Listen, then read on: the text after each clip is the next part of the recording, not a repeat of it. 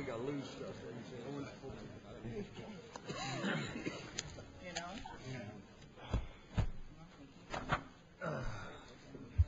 That's nice. That'll be fun. Yeah. Good morning.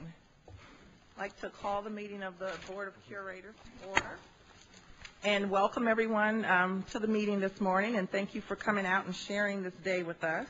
And before I begin my remarks, I'd just like to remind everyone that we are broadcasting live via the internet, and therefore I request that you silence your cell phones and speak directly into the microphone so that people across the state can hear you. On behalf of the Board of Curators, I'd like to thank you for all the hospitality that we've been shown over the last couple of days that we've been here, particularly to Chancellor Deaton and to the Columbia campus. And I'm sure that those of you who were able to participate in this morning's breakfast would agree to me that it was very enlightening and fun to see what our students are able to experience outside of the classroom on a regular basis on this campus and beyond. And I also think you would agree with me that last night's reception was wonderful in the newly renovated and expanded Reynolds Journalism Institute, and it was certainly an honor for me to be there last night, as well as to celebrate the 100th anniversary of the journalism school last month in September. Our School of Journalism, as you know, is consistently ranked among the top in the nation, and their beautifully renovated and expanded buildings just poises them to continue the tradition for another 100 years. And thank you, Chancellor Deaton, for all you do, and thank you for the hospitality.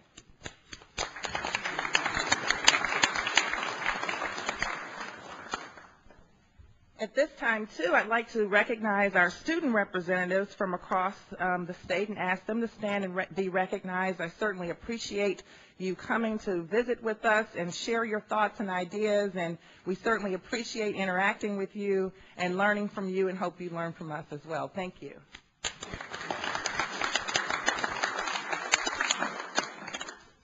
Before beginning my remarks for you today, I'd also just like to acknowledge someone that we lost recently, and that was Representative Sherman Parker. He played a critical role into my being able to serve on the Board of Curators, and I just wanted to take this time to acknowledge him and to acknowledge his memory. For those of you who do not know, he was 37 years old and unfortunately passed away due to an aneurysm, but it is because of him and many other wonderful people that I am even able to stand before you today. And so I really just wanted to acknowledge him and his memory. So thank you for indulging me with that. Again, I'm going to continue with my theme of economic development through research, life sciences, and technology. And you will hear today as well, specifically for those things that are going on later from Chancellor Deaton, and to highlight those areas on the Columbia campus. You've heard them from across the state and from the Raleigh campus, Kansas City, and St. Louis, and we're looking forward to hear what Mizzou is doing in that regard. I have shared snippets along the way of extension and its critical role that it plays across our state in furthering the mission of the university. But today I focus solely on extension's role and what it has done and continues to do across the state in the areas of economic development through research, life sciences, and technology specifically. So most of you are probably aware of extension and how it helps fulfill the university's mission across the state, and oftentimes think of it in the context of agriculture, continuing education, 4-H youth leadership programs, and the like. And not so often in terms of what it does to further economic development, or maybe you think of it but don't have a quantitative viewpoint of what that actually means. So I'm going to highlight them for you today. For example, Extension's Business Development Program helps businesses find government contracts, federal grant opportunities, and has helped clients across the state increase sales by more than $90 million and acquire $77 million in new financing, in addition to obtaining more than $252 million in government grants.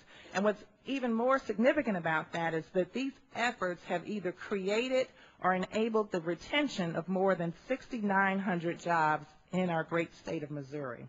And specifically, Hensley Technologies in Kansas City, which specializes in the sale of rental and test measurement equipment, utilize our government contracting and federal grant application services, and as a result, since 2002, has obtained 267 government contracts, totaling more than $5.15 million. I'm sure you would all agree with me that that is a significant impact in the resource that we're able to provide. Similarly, TechGuard Security of Chesterfield, Missouri, which is a sort of a suburb of the St. Louis metropolitan area, provides services related to information and network security. And their needs have been furthered by the Missouri Federal and State Technology Partnership Program. And again, it helps small technology-oriented companies and innovation researchers to commercialize their concepts in labs. So with the extension's help, TechGuard has obtained a $1.45 million grant from the Advanced Technology Program to pursue their development of their proprietary smart firewall. And since that time, TechGuard has obtained government contract businesses exceeding $13.1 million, which has helped the company grow 200% and increase from 8 employees to 31 in a short period of time. In fact, it's these efforts that the state has helped to raise the tide, if you will, for Missouri in our ranking in terms of competing for federal small business innovation funding from 39th in the nation to now 27th in the nation. And I'm confident that we will continue to grow in that regard. As part of this agricultural focus, of course, the University of Missouri's Extension Agriculture Business Counselors help farmers throughout the state enhance their profitability to strengthen their communities and protect our environment. And one such example is through our pasture-based dairy program. In that arena, that our extension specialists have helped attract New Zealand dairy operations to the Southwest Research Center. And the results include $50 million in total new investments, $12 million in annual milk sales, and 330 new jobs. So by the end of this year, the expansion of these dairy operations is expected to increase even further to total new investment dollars. So we're not double counting here, new investment dollars of $63 million to generate $28 million in annual milk sales, $87 million in total annual economic impact, and 777 additional jobs in the state of Missouri. So further, these extension specialists have teamed with veterinarians and beef producers throughout the state to develop better breeding and health management for Missouri heifers. In the past 9 years, 600 farms throughout rural Missouri and nearly 71,000 heifers were enrolled in the program, with 69 sales generating $17.2 million. Again, very significant numbers. And these are but a few of the hundred of ways that Extension benefits our state in the areas of research, technology, and life sciences. And I thank them for all that they do to better our lives and the health and welfare of Missourians and beyond. So please join me in giving a round to Extension, and I invite the members of our Extension Council to stand and be recognized at this time.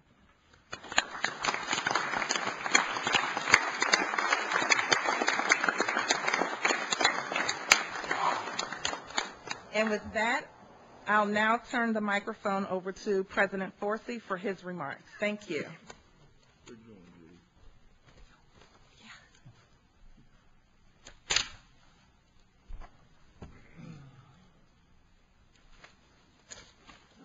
Good morning, and thank you, Chairperson Walker, for that very fine report. We have a number of topics to cover this morning, so I'm going to do my best to keep us on track with at least my portion. But there are a number of very exciting activities going on in the campuses, and certainly this is the opportunity for us to go deep at Mizzou here, and Brady and his team have done a good job putting that program together, so thank you, Chancellor Deaton. Let me start by indicating what we'll cover briefly in my report. We'll talk about the Missouri 100 meeting that we just completed a couple weeks ago. We'll talk about the strategic directions document, which we'll have a little more insight into later this morning. We'll talk about our legislative priorities, and I'll do part of that, and Steve Knorr will talk some of the specifics related to kind of the post-election timeline and our approach there. I'm going to pass on the Missouri 100 video. Each of the curators received a copy of that in your pre-mail package. That video is available on our Missouri 100 website, so instead of taking 10 minutes to show what really is an outstanding piece of work that describes what our agenda is for the upcoming legislative session and some of our key priorities, we'll leave that to your leisure. I'll give a brief update on our alert system and the aspects that we've had in place since the start of this school year, and some good news there. Steve Canora then will dive into our legislative approach, and we'll wrap up with before the Chancellor reports with Nikki providing an update on the financial crisis and its impact across a wide range of aspects of our university. First, the Missouri 100 weekend was really an outstanding weekend from my perspective. We have a growing group of brand ambassadors, if you will.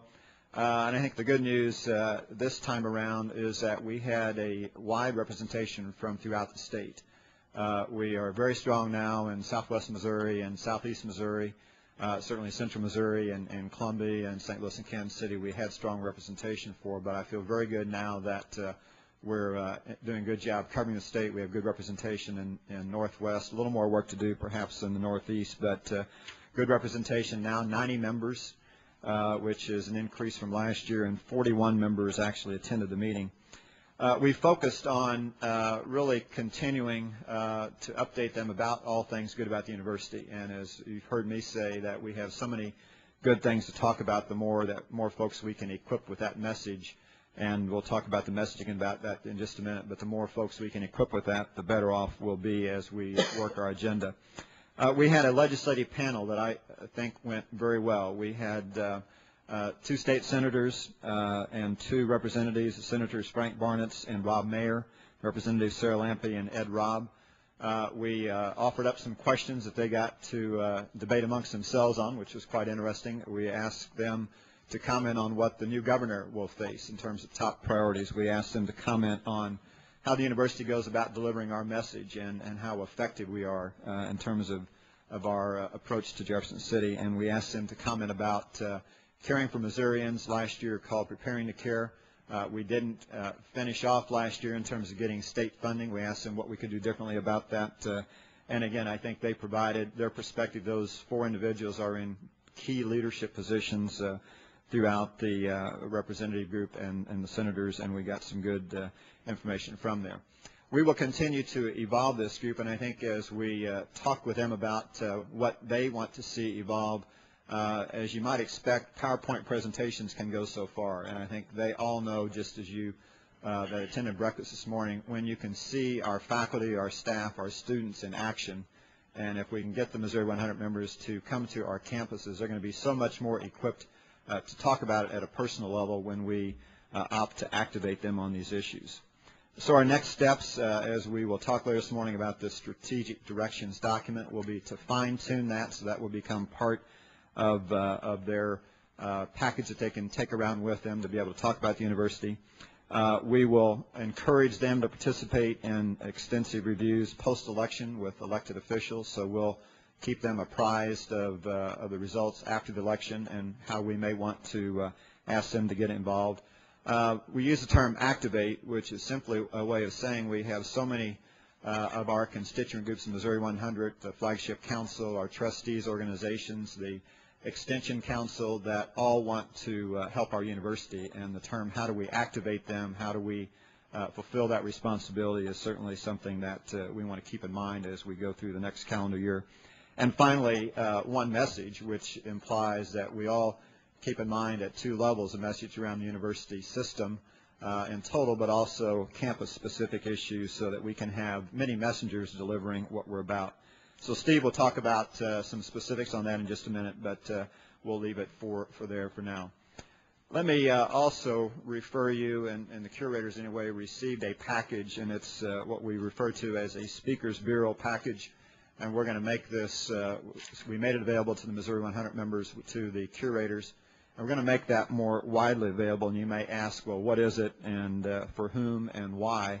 And it is a matter of ensuring that if you have 2 minutes in an elevator or up and down the stairs, 2 minutes in the backyard, 2 minutes at a group, then what are the key points we want you to make about the university? And if you have the opportunity as key leaders in your community or around the state, then we want to be sure that you know that we have resources to help you deliver the message about the university, a speaker's bureau, if you will. So we're providing information, but importantly, kind of a hotline approach that if you find opportunities and need our help, and our staff, either at the campus level or in our system office, to help you package a presentation, then we want to be sure that we're reaching out to do that. So there is an information kit in there, including a CD, a presentation.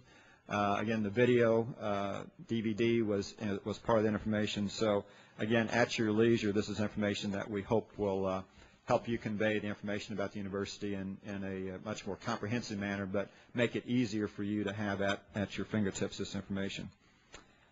The strategic directions document, I'm going to spend a little bit of time on this later this morning, but this was part of the discussion yesterday in our committee meeting, in our planning and resources meeting. It will be a discussion and a full readout this morning. And this document should be viewed as an amalgamation of the campus plans and the functional plans of the staff organizations, but allows us to convey the message about the university in terms that all of us can understand it at multiple levels, and with that, announcing a very significant set of accountability measures, which, as we've worked with our General Assembly and, frankly, all of the supporters of the university, our ability to be very transparent, perhaps a term that's getting a lot of use in the last several months, but be transparent about our uses of the resources that are being applied to the university. That's going to become more important than ever, and I think we'll have, if not best in class, then certainly close to that in terms of this document. So more on that later this morning. Legislative priorities, from my perspective, key is predictable and stable funding. We could spend the rest of the morning talking about the unevenness of that process over the last few years. We don't have a formula that applies to higher education as occurs in secondary education, so our efforts to convey our message and to make our case is something that we have to be very vigilant about, and certainly in the next 2 years we'll really test that. Same with capital funding. With the Lewis and Clark initiative, we were able to move capital projects forward in the last couple of years, but there is not a sustainable program in place at the state level to deal with capital funding. So we want to, again, be sure that there's broad recognition, not only at new projects, but for maintenance and repair. In some cases, that's operating expense. In a lot of cases, significant capital is required to be sure our facilities are enabling our students and faculty to do the best that they can do. Healthcare, we are finding that as we have gone around with the survey approach and research, that there's not a complete understanding of the University of Missouri's role in healthcare access. And you may think, well, why isn't that? But there's not complete understanding that we train a significant part of the nurses, the pharmacists, the dentists, the doctors. And absent more capability in our university, then we're not going to be able to provide that form of access that's been in place before. So again, we're going to make a very significant case. This has broad-based support amongst all 14 higher education institutions as well as the community colleges. We are working very hard already with the associations that represent all the groups that would benefit from this, including nursing homes and hospitals, those that would hire those that we train. So that will be a loop that will close this year, but one that you'll hear more about. And finally, as you've heard us talk about before, to be sure that we're taking on policy issues, and in some cases that means developing the policies and developing a legislative solution as opposed to simply reacting to what may come from the General Assembly in terms of ideas that they have. And I think we've seen that play out a bit in terms of this election cycle, where we have responded to what the two candidates for governor have been talking about. We got ahead of that a bit a month ago as we sent out a document from the COFI organization, the Council of Presidents of Higher Education, to identify what the key areas were that we wanted to have pressed forward as part of their policy agenda. Let me move into the last chart before I ask Steve to come up. The emergency mass notification system, you'll recall when we started on this journey really in the spring of last year, it was a struggle, frankly, to have a voluntary system where students and moving into staff and faculty would sign up to have an alert system put in place. We took that a step further with support by all of the student organizations on the campuses to have an opt-in, opt-out as part of the fall enrollment cycle. And you can see from this chart that so far, and the way it works when you go in to log on to the student systems that deal with class enrollments, then you kind of have to go through this screen. And so far, 62,000 of our students have responded. And you can see 81% that have logged on have opted in, and there is an opt-out process as well. So we feel very good about that. We have 100% access to our students via email. So we do have a couple different ways, and I think, again, over time, we hope we don't have to use this type of a system for anything, including weather alerts, but this gives us an opportunity to reach out, and we are moving this process now forward through faculty and staff, and that will occur in the next several months. So, again, I feel very good about that process and the work that was going on. So with that, let me ask Steve Canora to come up, and Nikki will follow Steve, and we appreciate everybody being here this morning. Thank you. Frank, I think in order to save some time, I'm just going to ask the board and direct their attention to the document that you have before you, and forego that. 6 slides? Okay, that's great. Well, the good news is you have 11 days left until the election. As I said at the Missouri 100 meeting, the bad news is that's probably about 25 more fundraisers and about 400 robocalls. So time's coming down. The other good news is no matter who wins the governor's race, they're going to be a University of Missouri graduate. Both of the candidates graduated from MU with their undergrad, and so we feel like we see them on a regular basis at home football games, basketball games. They know us. We're getting off to a great start even before the next governor is even elected. They've openly talked about their support for higher education and supporting the 4.2% growth, or third year of the funding for the university higher education in general. But clearly, a lot of their things that they've been talking about are probably going to have to be refocused because of the major economic challenges that are going to be coming before them. Last year's budget was based on 2009 was based on a 2.8% growth, and clearly we're substantially well below that. In the Senate, just to kind of give you a breakdown between the Senate and the House, we have 3 senators that were termed out this year. 10 senators are going to be termed out in 2010. The GOP currently holds a 20-14 lead, and that is expected by all indications from most to stay pretty close to that range. And so it'll be interesting to see how the election comes out, but that is projected to be somewhere around the 20-14 whenever it's finally said and done. And the House, a little bit different of a story. We have at a minimum of 41 new members, House members coming in this next year. Only 21 of those, by the way, were termed out. And so you have a much bigger change that is going to take place in the House. Next note, I thought just kind of the effect on term limits, so you fully understand where we are. 68 of those House members in 2010 will be termed out. And so that leaves us with about 109 of the 163 House members that will have 2 years or less experience 2 years from now. So with all of the economic kind of uncertainty that we have going on, we're going to have major turnover going on. We have a big job, as the President said before you, as far as getting our message out and really educating all of the members. It's going to take everyone. It can't just be the government relations or the board or the president. It's going to take everybody in the state who supports the University of Missouri in higher education to really get this message through the next 2 years. Just an interesting note on this is that the state of Missouri has the 4th highest House members of any state in the country.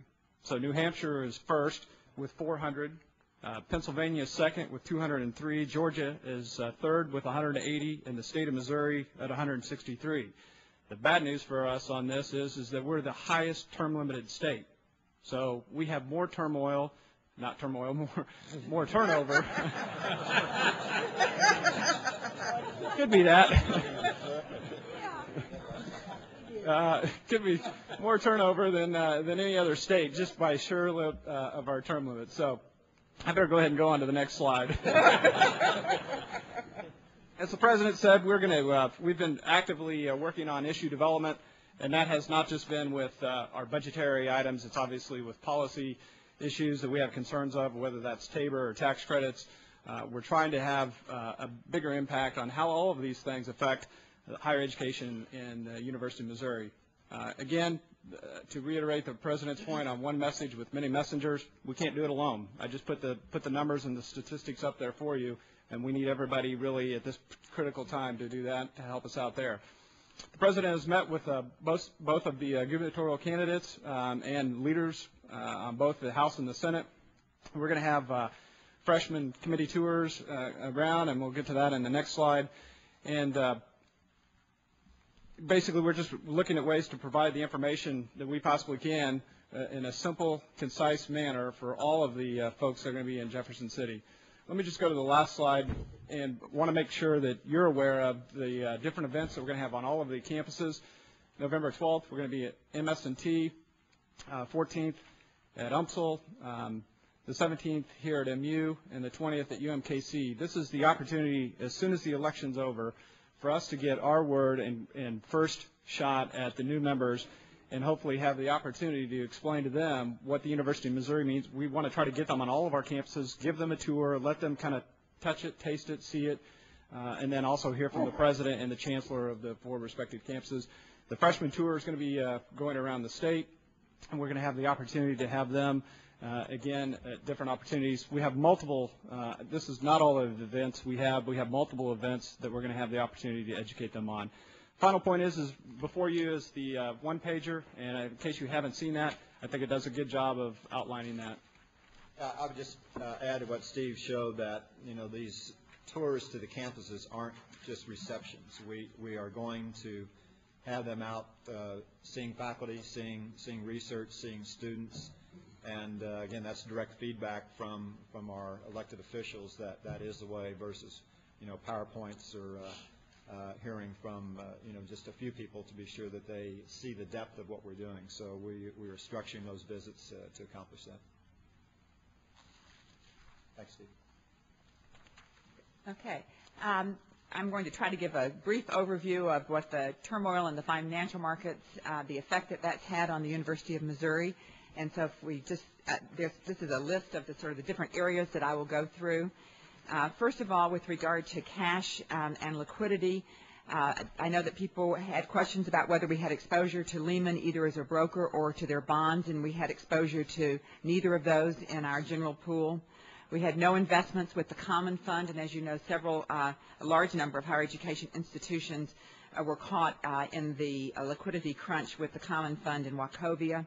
We've been staying short in our general pool investments with overnight commercial paper and agency discount notes, and I would say that we've been able to take advantage of some of the dislocations in the marketplace to take advantage of some of the higher interest rates on short-term securities that were out there. We had an unusual situation that many people were aware of where over the last couple of weeks municipal paper was paying better than corporate paper, which was a very unusual situation in the marketplace, and we've tried to take advantage of that.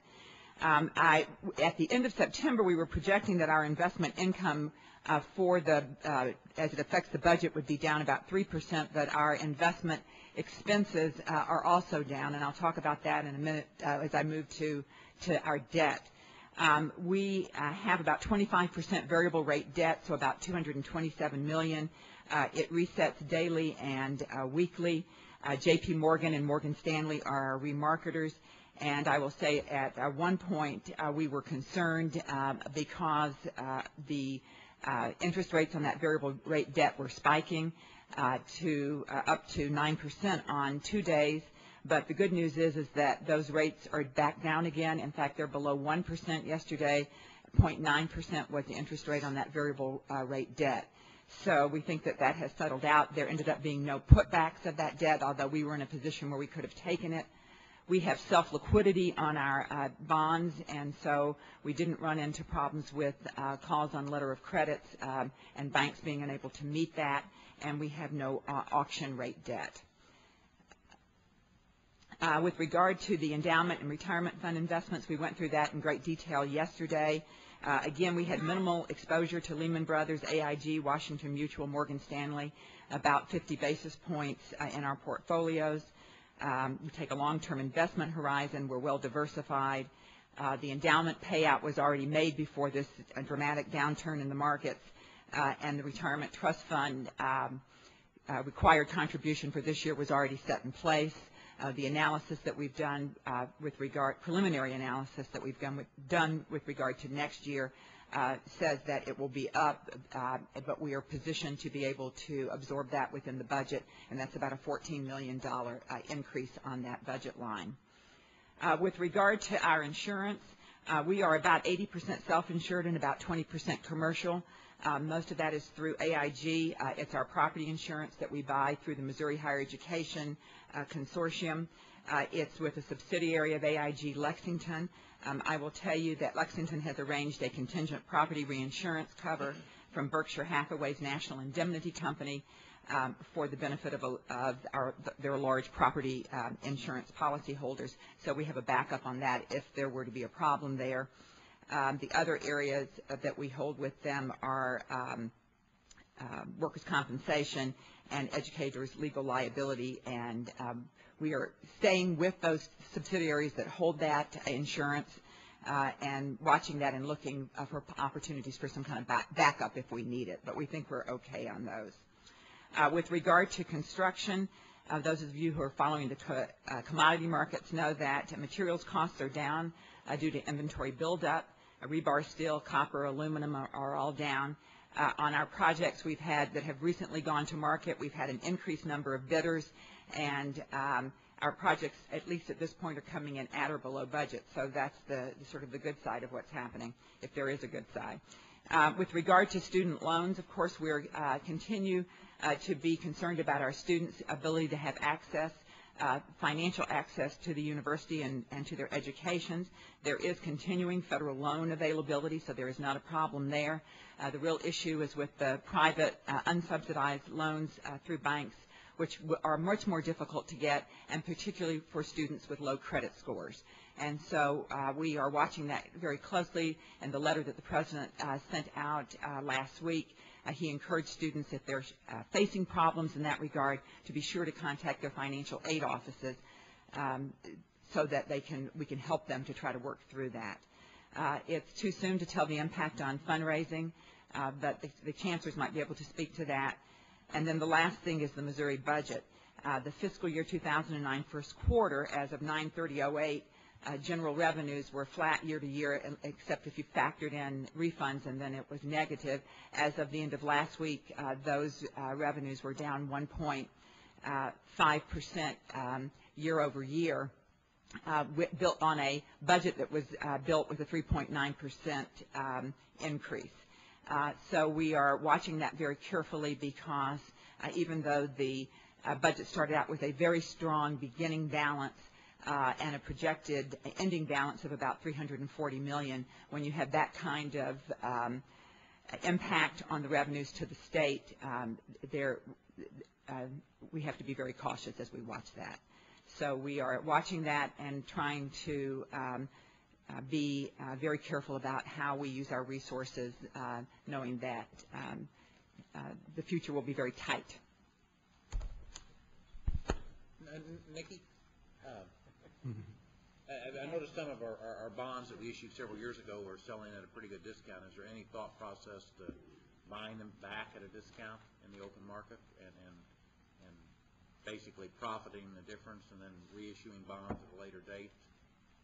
We haven't looked at that, but that's something that we could do. Usually we have an advisor who works with us, and he usually monitors those kinds of things and tells us when there are opportunities. I think right now people don't want to do much of anything, and so they're sort of sitting tight, but we will continue to monitor that, and I'll raise that question. I'm just thinking with short-term rates down as much as they are, what would be a better cash flow utilization? Well, I think at the cost, though, of buying them back and then reissuing, there is a cost associated with that as well, and so you have to look at that. But we'll check into that because that's a good idea.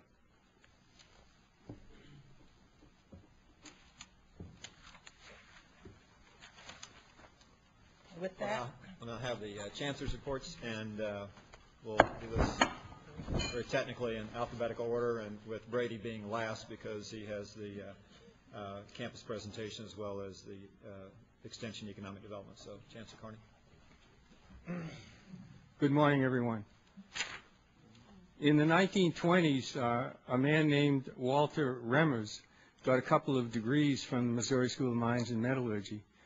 And in 1978, Walter and his wife Miriam endowed a distinguished speaker series at Rolla.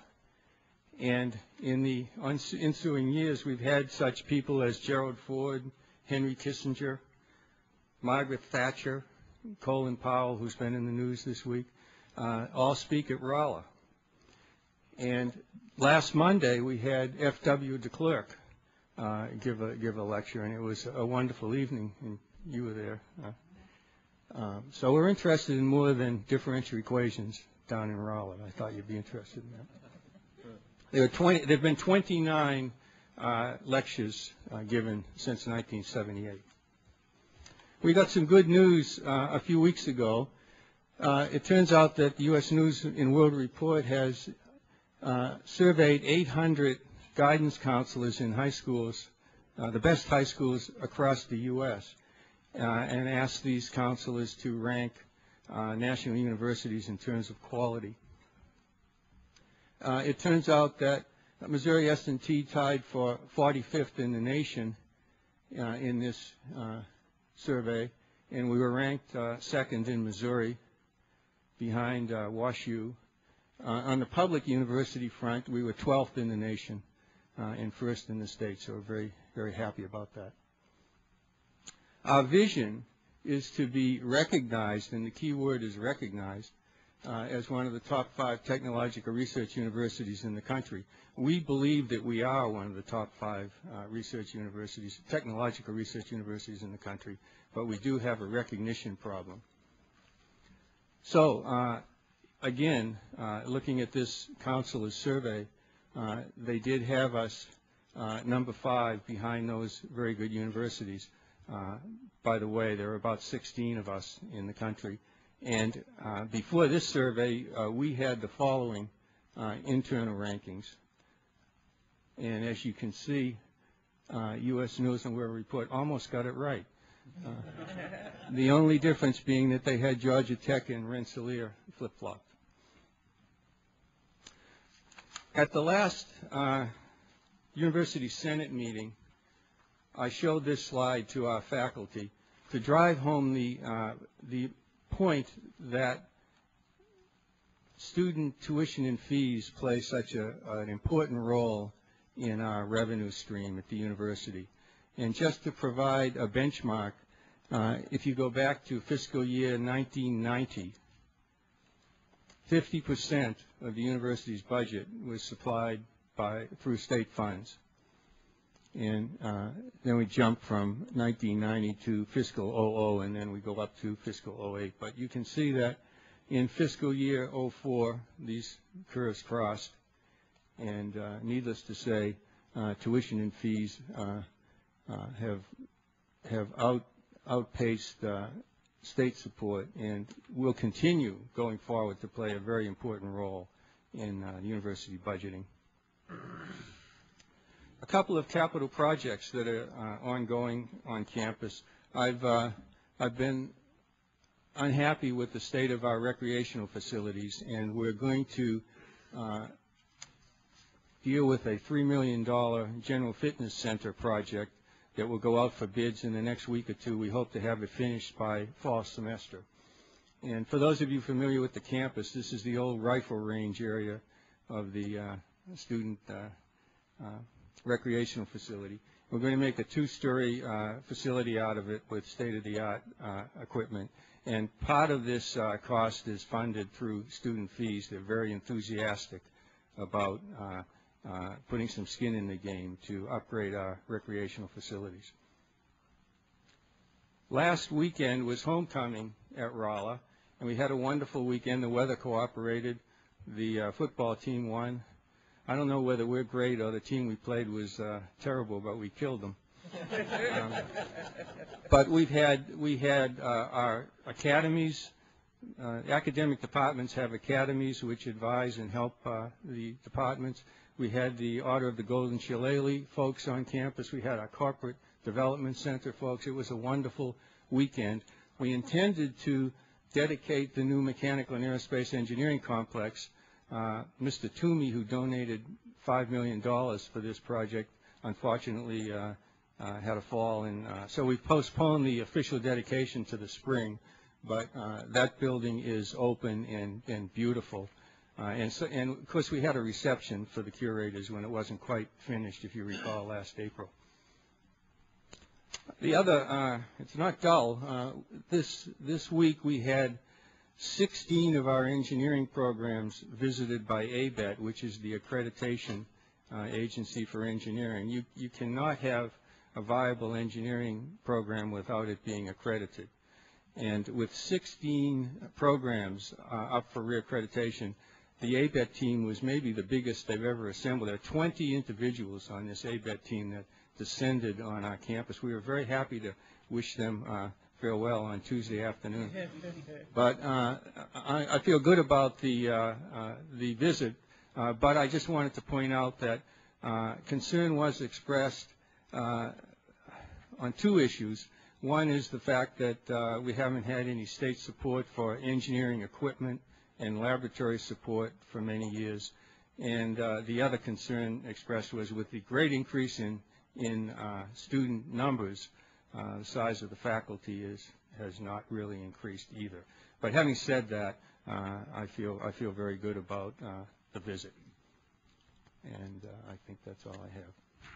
Thank you very much.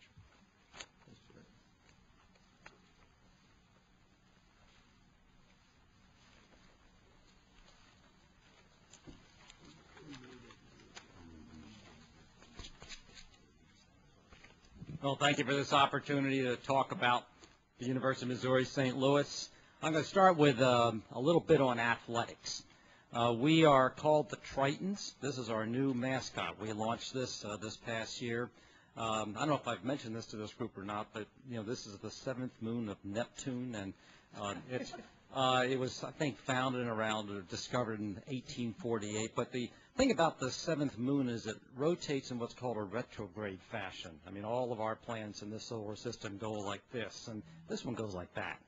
And I guess that says something about our unique campus, that we're just a little contrary, just a little different. Our students, actually, on the academic side, we're Division II, the same conference that MS&T is in. It's called the Great Lakes Valley Conference, and it stretches all the way to Indiana and to the western part of the state. And we had 71 of our UMSL athletes got what we call all conference awards during this past year. That's 40% of all the athletes. And really, with Division II in particular, as Division III and Division I, but particularly in our conference, academics really does come first. And it's interesting, when you look at the graduation rates of our athletes, it's 50% higher than the rest of the students. So I guess maybe we should try to get every single student participate in some fashion in intercollegiate athletics. And then we have other sorts of athletics too. We have club teams. And in fact, something which got no press, even though we tried to get it press, is we got second in the nation in this online skating. It's kind of like hockey done on a wooden floor, but we went to the nationals and got number 2 for our club sport in the nation. So that's not intercollegiate athletics. Also, I want to talk a little bit about program rankings. There's a lot about, of course, U.S. News and World Report is ranking a university as a whole. We're in what's called the 4th tier. And, I've been studying this for the last 5 years. How do we move out of the 4th tier? Well, without a major infusion of resources, we're just not going to probably move out of that tier. There's just too many outstanding institutions ahead of us, and by the criteria for how do you move up in these categories, well, we're a land-grant, urban land-grant university, and there's just things we have to do. But what we've been focusing on are programmatic rankings, and that we can certainly do. And so, for example, you've heard me brag before about International Business Program. Well, it came out again last month. We're ranked again in the top 20. We've been as high as 8 this last time. We're either 15 or 16. But that's something that, we can focus on, programmatic rankings. And then it's not all U.S. News and World Report. Here's one. Princeton Review just published the best business schools in the nation, and we're listed in those, our College of Business Administration. And I just learned about this one a week ago because I met with the new chair of our Department of Philosophy, and he said, well, there's a a magazine called the Philosophical Gourmet Report. I don't know why the terminology, but it's an accepted report. You can go in, Google, it will come up, and what they've done is they've culled out the top 8 programs, master's degree programs in philosophy, and there we are. And we know we're really good, but it's nice to have the Gourmet Report tell you that. And, you know, we're there along with Tufts University from Boston, University of Wisconsin and Milwaukee, and so forth. Let me mention something about nursing. We've launched a new Doctor of Nursing program, and this was with the help of almost, it was a $900,000 grant from the U.S. Department of Health and Human Services, and this provides startup funding for faculty, students, and so forth. And we're also doing this in cooperation with the University of Missouri, Kansas City. And that's, we, of course, do that, particularly in the health sciences. There's a lot of cooperation across all of the campuses and the hospitals here. Let me move on to music.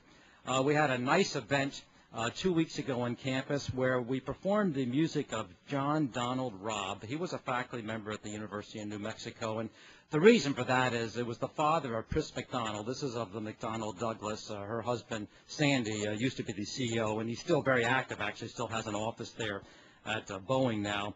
And then we ended it, and it was actually a surprise with a gift to Pris from him, which was a scholarship in her name. And you can see Pris right there with her hand up, and Sandy's just to her left. So it was just a fun event, and we had a lot of our faculty and staff and students that were performing.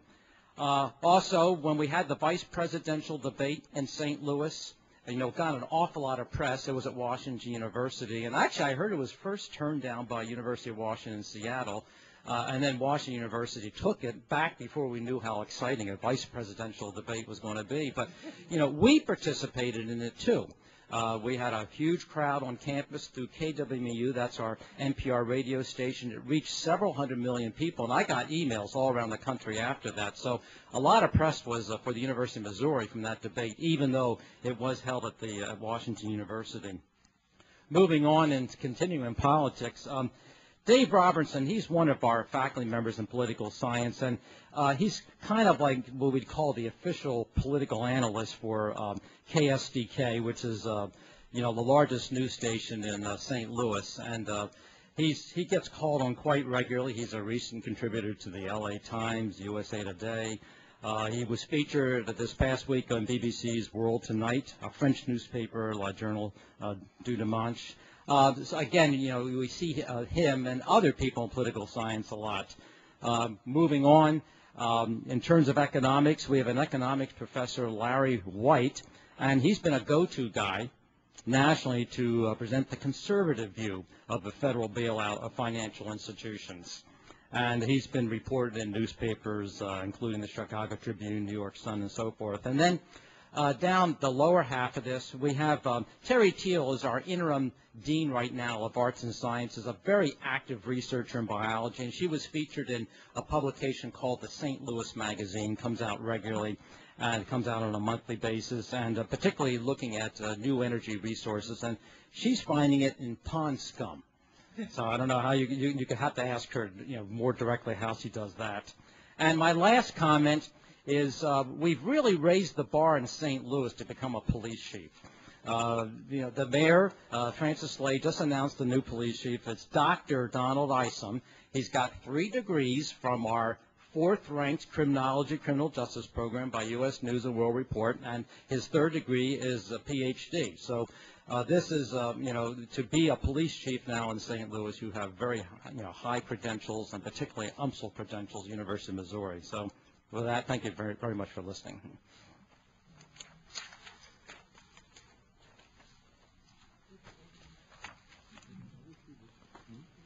Oh, good morning. I'd like to start by just saying thank you to a couple of people. Curator Warren Erdman and student representative to the board, Tony Luchtemeier, came to Kansas City earlier this month to participate in our groundbreaking for the new student union. And I'd just like to say thank you for doing that. That kind of effort just goes a long way with our student, faculty, and staff. So thank you for doing that. And I just thought I would give you a little update on some of our students and faculty and philanthropy, because it's has a very important role for all of us. But when we last reported to you, we said that I just thought I'd give you a quick update on the enrollment. And student enrollment is up about 3.9%. And I think the last time, these are the actuals. Before we were giving you some estimates. And so that's a little bit better than what I reported then. I think it was about 3.8%. But importantly, the credit hours happens to be up. It's about 4.5%. I think it was about 3.3 at the time. And because UMKC is so focused on increasing undergraduate enrollment and diversity on the campus, these next statistics are also important. So I wanted to make sure that you understood that we are making progress on those fronts as well. So moving on, it's important to note that even as we have increased undergraduate enrollment and diversity on the campus, the quality of those students has been excellent. And it's excellent, and we need to keep it that way, because here are some results that, quite frankly, I'd like to brag about as well.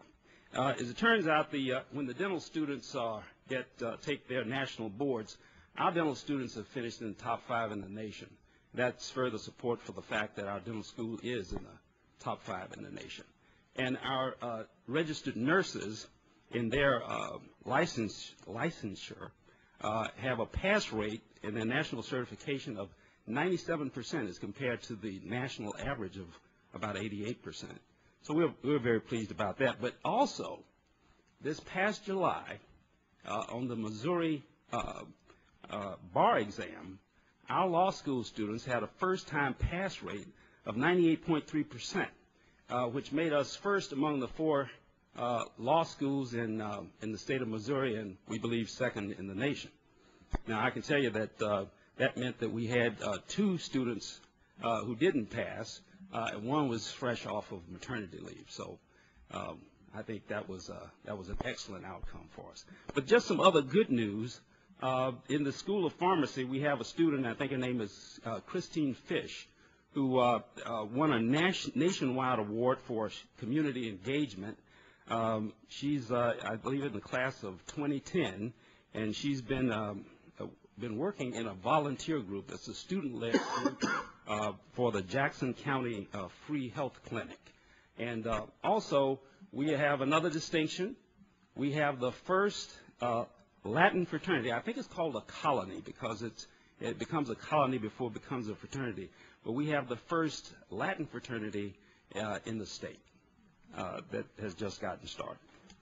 Now, to move on to faculty, we've also had some great results there. I'd just like to brag about a couple. One, and I just picked about 3 examples from the School of Biological Sciences, but this is 2 doctors, Dr.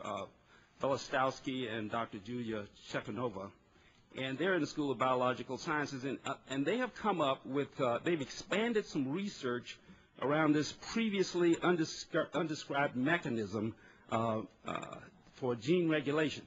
Now, I just got a little education about this. I had to go back to school a little bit, and I think I might pass on this. But apparently, all of the cells in our bodies their function is determined by the genes that are turned on within the cell. And I guess a doctor several years ago got a Nobel Prize for determining that you can turn off certain genes, which would in turn kill the cell. Well, but when he made that discovery, he was not very specific in terms of the mechanism that you use to do that. Well, these doctors have come up with a methodology a mechanism that can allow you to predict how you can turn off certain genes. Now, of course, the value of this is that if you can isolate these genes, and certainly do that within a cancer cell, you have the ability to turn those genes off and therefore have the cell kill itself. So that's very promising work. Also, this next one, I had a little test on this just before I got up here. This is Dr. Ingram, and his work is has described the evolutionary genetics of sex determination in fungal model organisms. Now, I wanted to make sure that it just wasn't me. I was not aware of the fact that fungi that were male and female fungi. So I tested that with Brady. I said, Brady, were you aware of that? And he said, no. I said, okay, I feel safe. Okay. But I'll tell you, I will never look at a Petri dish the same way again. Right. However, his work, apparently the fungi that he's been working with has its origins hundreds of millions of years ago, before mammals even. So being able to study a simple organism at this level allows you to have some research that can have some impact on disease and human development. So I just thought I'd mention those two, but you might also note, moving to the next slide, that UMKC has the only fungal genetics stock center in the country. And this is a center that has received some funding from NSF to support the center, and it's been supported by NSF since 1960. We've had it on the campus since about 2004. And before that, I believe it was at KU, and it's had some other homes as well. But the importance of it is that it supports about 17 ongoing studies in genome sequencing projects worldwide. And this, you can see the number of hits. This is a very popular website, and it's a very important part of the School of Biological Sciences. But to show you that we do have, even with this unit, we do have local engagement. We do store the yeast for a local brewery at this place as well. So we are very popular locally. But moving on, we have some other very important grants that this is good news for us, because you know the importance of grants to us. It turns out we had a record first quarter for grants, where we had approximately for us about $22.6 million in grants. But I just wanted to report on some of the grants that we received in September and October. Now I won't go through these, but I'll really just point to one, and that's the second one. That consortium that's mentioned there is between the School of Dentistry at UMKC and Missouri S&T. We're using Missouri S&T's biomaterials technology. They use a material they call scaffolding in bone repair, and that work has gotten some support from Washington. So just wanted to point that out. And then finally, I have a chart that I put together on philanthropy. That is a very important issue for us, and these are some, I think, some very promising results in our environment today. We just recently completed a scholarship fund at the UMKC Law Foundation that provides about $1 million for scholarships, and of course the direction there is that these scholarships should go to the financially disadvantaged. Also, very happy to report that through the Reinhardt Foundation, we've been named as the sole beneficiary of a trust established by a 1949 alumnus that's currently valued at $8.2 million. So we think those are very fine results, and just want to thank all of you for your support as well. Thank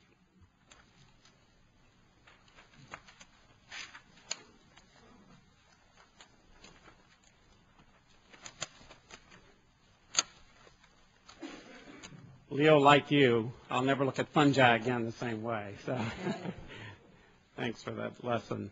And let me provide a warm homecoming welcome to all of you. And I know many of you will be here throughout the homecoming activities. We have Davenport Society tonight. It's truly been actually a fantastic week at the University of Missouri with all the events going on. And I want to take a few minutes. I'm going to be up here a little longer in three parts. One, to give you a brief update, then to talk about economic development, then to invite Michael Ort, our Vice Provost for Extension, up to talk a bit about continuing the role that Curator Walker began with the role of extension in economic development. Certainly this is some difficult financial times we're facing as a country. Every day seems to bring new surprises, but as I've said to others, the University of Missouri represents a very sound return on investment, and we want to illustrate that too with the continuing good news here at the university, because our goal as a university, of course, is to shape that tomorrow that's going to be here in quality, irrespective of now and future financial crises that may emerge. Let me just call attention to a few highlights. Today, actually, the University of Missouri and Cerner Corporation will be accepting the top national award presented for coordinating information technology with patient care for chronically ill patients. So our partnership with Cerner Corporation, here you see Dr. Michael Lefevre, one of our own physicians, who were recognized earlier in Kansas City. This is a great honor, and it represents the kind of collaboration that's going to be very critical to the future of the way we work as a university. Leading that effort in health management and health care and health sciences generally will be our new Vice Chancellor for Health Services. And I would like to ask Dr. Harold Williamson if he would stand and let me introduce you to the board. Dr. Williamson is now responsible due to the reorganization that we instituted under President Forsey's guidance for our health sciences. Hal Williamson comes to us from the chairmanship of Family and Community Medicine, which is ranked annually as one of the top 3 programs in the nation. And he is now responsible with administrative responsibility for the hospital, School of Medicine, nursing, health professions, university physicians, a comprehensive approach to integrating more successfully what we are doing in the healthcare area. And Dr. Williamson, thank you for your leadership, and we look forward to continuing work with you.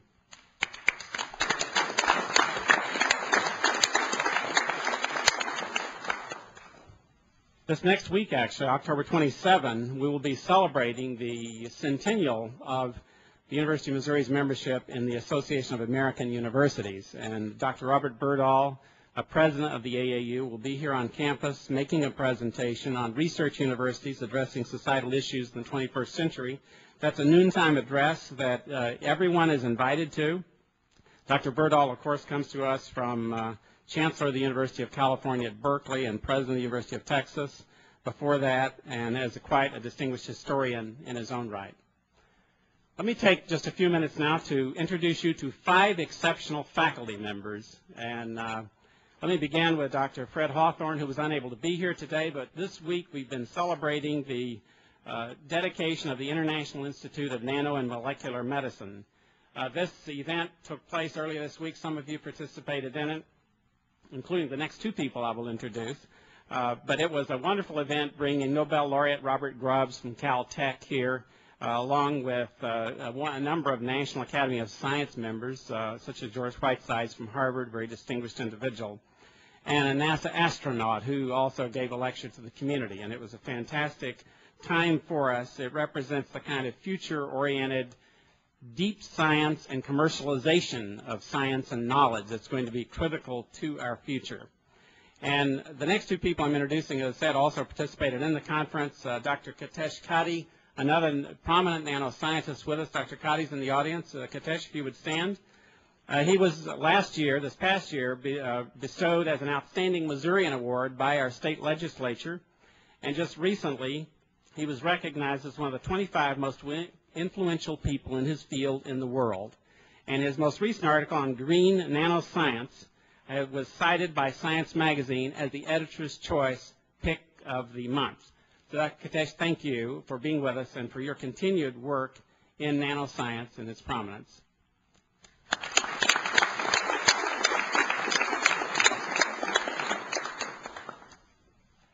Next individual is Dr. Jerry Atwood, the chair of our Department of Chemistry. Jerry, if you would stand. Dr. Atwood, of course, participated in the conference this week also, and he has just had a special edition of the New Journal of Chemistry dedicated to his lifelong efforts in chemistry. He's won many awards. It's important to emphasize his career spans more than 700 scientific publications, which have been cited 23,000 times. He's one of the most influential chemists in the world today. Jerry, thank you for your work.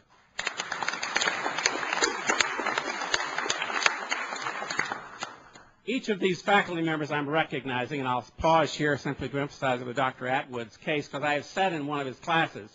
These individuals are among the very top scholars and scientists on this campus. They're also among the very top teachers on this campus. And I've sat in the back of about 150 students and been elevated out of my seat by Dr. Atwood's profound teaching. He views his role in teaching students as the highlight of his career. And I think that echoes the kind of quality that's represented by the faculty members that you see today. I wanted to recognize another member who's in Taiwan and cannot be here with us today, but Punky Hepner has just been awarded the Distinguished Contribution to the International Advancement of Psychology by the American Psychological Association, an absolute top national award. He heads our Center for Multicultural Research and has received 3 Fulbright Awards. Again, a very distinguished scholar and teacher.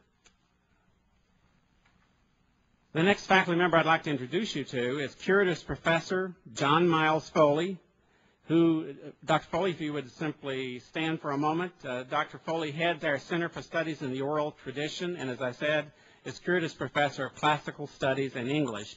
He has just been awarded the Walter J. Ong Award for Career Achievement in Scholarship, and he's one of the world's most prolific and original American professors of the humanities. John, we appreciate all you do for this campus and scholarship and teaching.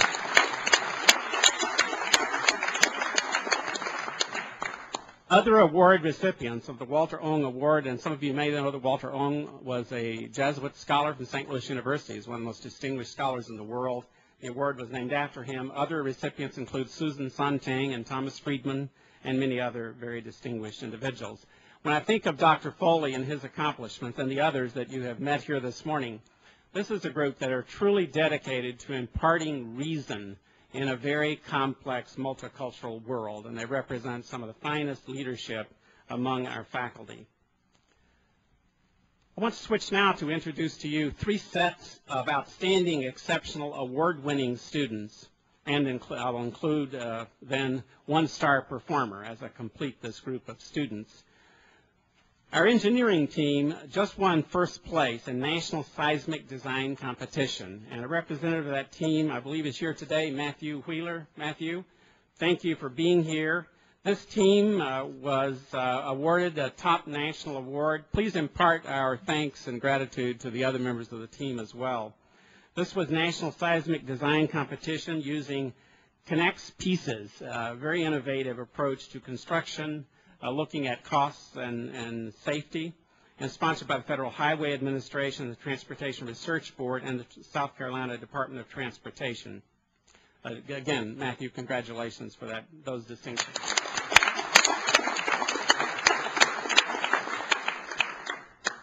This next group of students cannot be with us today, but there are architectural students who have just received honorable mention in national competition with professional architects. They were the only student team among professional architects, and they received an honorable mention both in rural design and urban design of housing that was oriented toward the elderly with nursing facilities to create a more habitable social environment to deinstitutionalize long-term care. Dr. Benjamin Schwartz is in the middle here with a very distinguished group, and we're very proud of that work of our architectural students. We heard yesterday of of community engagement, and this was a major emphasis that Curator Haggard brought before us, and so I won't belabor this except to point out how extensive this is with the work led by Anne-Marie Foley and others on this campus. 121 course sections involving 120,000 community service hours. Here you see a team rehabilitating or weatherizing a home for the elderly as part of a special program with 2 students here, Craig Anderson and Stefan Alonzo, who are both enrolled in Professor Dan Turbin's management class. And this is designed, working with the Council on Aging, designed to address, again, the needs of the elderly especially. It represents the kind of community service which is important to the curriculum and important to the full education of our students. I mentioned 1-star performer among our students, and many of you may have seen Neil Boyd on America's Got Talent, a fantastic individual, product of our music program. You toured the facilities yesterday, and the facilities certainly belie the quality produced by our students. We have had 6 national award winners in the last 2 years in music and composition. Neil himself was selected and screened from over 200,000 acts. He won the national award with $1 million prize in a headliner event in Las Vegas. At your place, you have an aria, York's aria from our own original Corps of Discovery opera. That when he was a student, many of you saw that production. It's still being played nationally, And Neil, meanwhile, has gone on, like many of his colleagues, to national prominence in the opera world. We have an opportunity here, in case you missed any of it, to just get a snippet of Neil Boyd. I may have jumped ahead there, but let's hear him sing Nessun Dorma, just a bit of it, from the opera Turandot.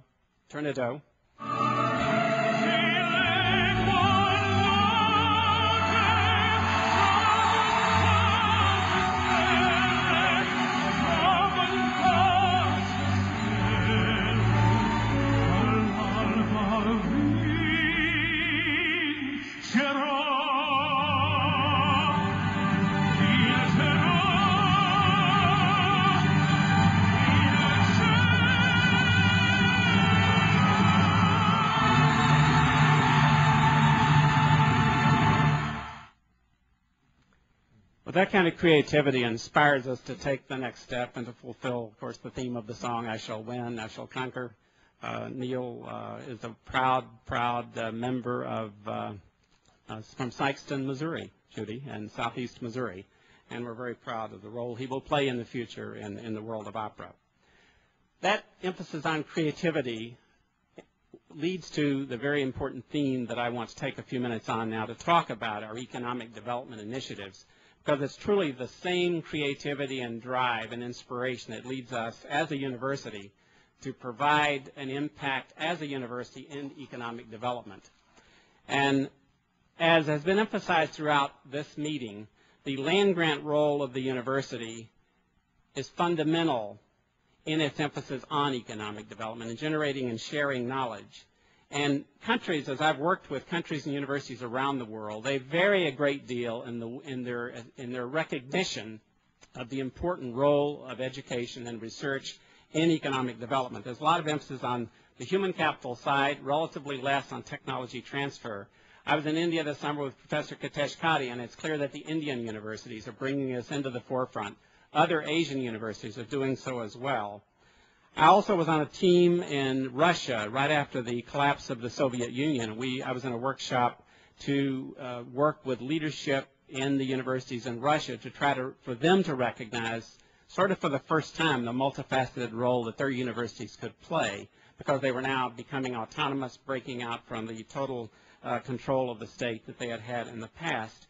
And it's clear that we can look at universities in a variety of ways, but it's important to be comprehensive in our attempt to assess the role that they play in elevating the economic and social, as well as the social situation of the states and societies in which they exist.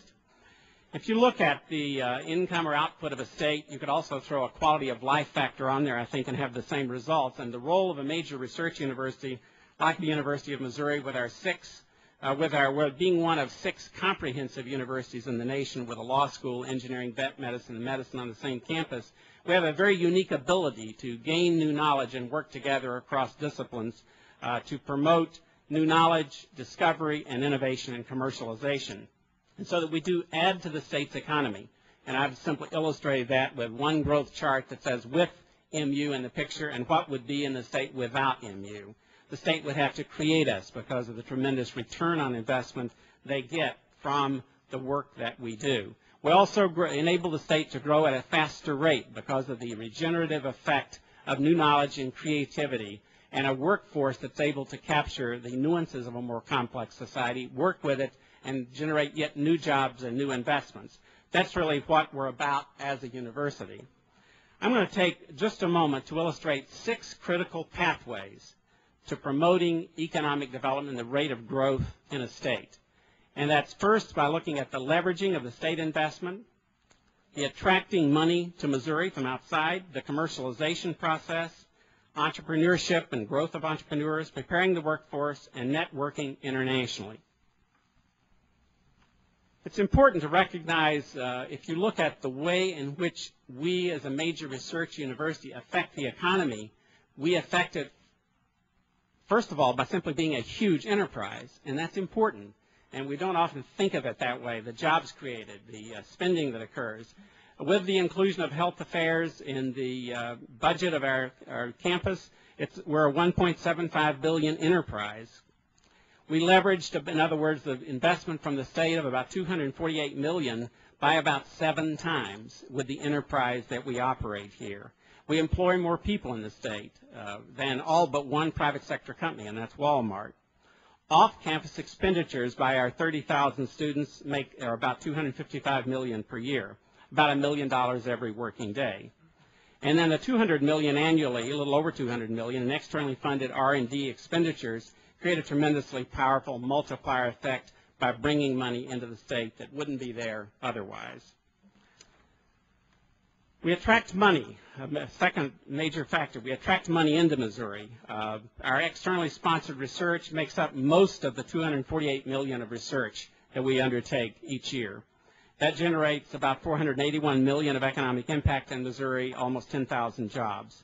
We undertake about 72% of all federally funded research in the state of Missouri among public institutions. $2 billion of research over the last decade leads to an addition of $4 billion in economic impact here in the state. Locally, of course, we see this in a very focused way when you see an event like athletics where 805,000 people attended the various athletic events on our campus this past year and generates about $23.5 million in revenue and $1.65 million in sales tax. So again, with this kind of infusion locally, it's obvious. Statewide, it's obvious, and of course, then that adds to the national economy as well, and one could continue to extrapolate those kinds of impacts. We also attract money by the private fundraising we do. That is very, very important. With our billion-dollar campaign nearing its end at this time, we should recognize that 60% of these funds came from outside the state of Missouri. So capturing wealth, channeling it into the state, using it then to promote scholarship, ultimately jobs, and the commercialization of knowledge. If you look at only our out-of-state students, they spend about $130 million to support housing and food here in the local economy and to some extent statewide. So the private funds that we will depend on now and in the future are also a very important aspect of what we do. A third pathway, and different from what I've talked about earlier, is the commercialization and technology transfer that occurs. We had in 2007 and 8 49 U.S. patents, $6.2 million in licensing revenue, and since 2005, 20 new MU faculty or student business startups, and 6 of those were based on commercialization of Mizzou technology. And I'm going to give a few direct examples of that here in the next few slides. For example, one of the enterprises getting underway that will be a participant in our new business incubator that's going to be opening this fall is the work of Professor Kevin Keegan in software invented to detect lameness for horses. Let me just tell you how this took place because I think it's important and it illustrates a number of fundamental points about the role of new knowledge. After 12 years of research, which was funded by private donors, Dr. Keegan developed this computer software to test for horses, lameness in horses. The Missouri Innovation Center, local economic development group, helped him commercialize the product. Our MBA students developed a business plan for it, and as a university, we invested in patenting the technology. Then our Centennial investors, a 56-member angel investor network here in Columbia, provided seed capital, $330,000 for the enterprise. Then the Innovation Factory in St. Louis committed another $400,000 in in-kind services, and Equinosis, the firm that was created, secured a $150,000 NSF grant in collaboration with faculty researchers. So this commercial version was introduced this fall, and it will be validated with the top 5 equestrian practices in the country. So MIC has already received an initiation payment. Patent expenses will be reimbursed by Equinosis. MU will receive a 6% royalty on net revenues that will be shared by the investor, the investors department, and the university. This will be one of the first tenants in the incubator. Other enterprises coming out of faculty research will include Veripulse, a new enterprise begun by John Viator and Paul Dale with the laser technology you've heard me talk about before. And then also Organovo will feature the technology in organ tissue printing by Dr. Gabor Forgash, one of the very exciting NSF-funded projects here at this university that NSF said as they funded it, this is the most exciting project in the nation today. That was about 3 years ago. So this kind of work continues as a new cutting edge of knowledge that's very exciting for the potential of commercialization of knowledge being generated at the university. Our reactor, while it's an old story, it's important to continue to emphasize the role of our nuclear research reactor, the largest in the nation, more than double the size of MIT, which is the next largest. And Dr. Hawthorne, of course, Professor Cotty, Dr. Atwood, many of the scientists on this campus use the reactor in very exciting and new ways on an ongoing basis. The reactor, of course, is well known for its production of Quadramet and Therasphere, two important cancer-treating, pain-killing drugs that over 1,000 patient doses are produced each week. The services provided by the service revenues generated by the reactor, including those two drugs, generates more than $10 million annually and represents actually over 80% of the entire budget of the reactor. Very important work that continues in new and exciting ways across the sciences, anthropology, and many other areas.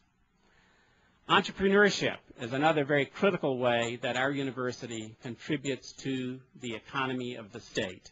And I want to introduce two student entrepreneurs pictured here, and you have one of their products at your table. Let me introduce Steve Adamski. Did I get that right? Adamski? Thank you for being here. And Sarah Newsom. These two individuals started their herbal oats business in March of this year. Granola bars are packaged in biodegradable wrappers. Each curator has an example. Many of you have an example of this at your plate. You're welcome to sample that. Their product is distributed locally, and they wanted to open this business to use the skills they were learning in the classroom as well as giving back to the community. So as you enjoy those bars, just know that you can they'll take your orders for additional business after this. So Adam and Sarah, thank you and congratulations.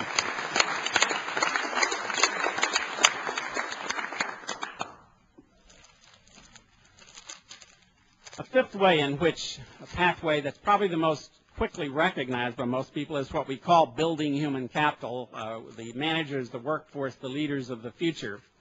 We graduate about 5,400 students per year on average since 1983, infusing that into the society.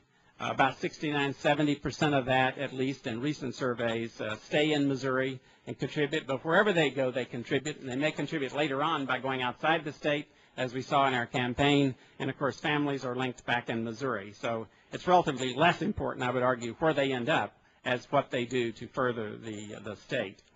These individuals over a lifetime will earn about, over a work life, about $700,000 more than a high school graduate in present value terms, and that's after accounting for the costs of education. It also, college education does more than just workforce. It produces the citizens that can sustain a thriving knowledge-based democracy, which is obviously going to be the prime role of education in the future. I've already emphasized that recent graduates of the university surveys show about 69% find work in Missouri. I was quite surprised to find that 91% of them that are employed are finding jobs related to their areas of education quite directly, and I think that says something significant. Physicians, of course, more Missouri physicians receive their training at MU than any other university, and 3/4 of the veterinarians in the state obtain their degrees from the university.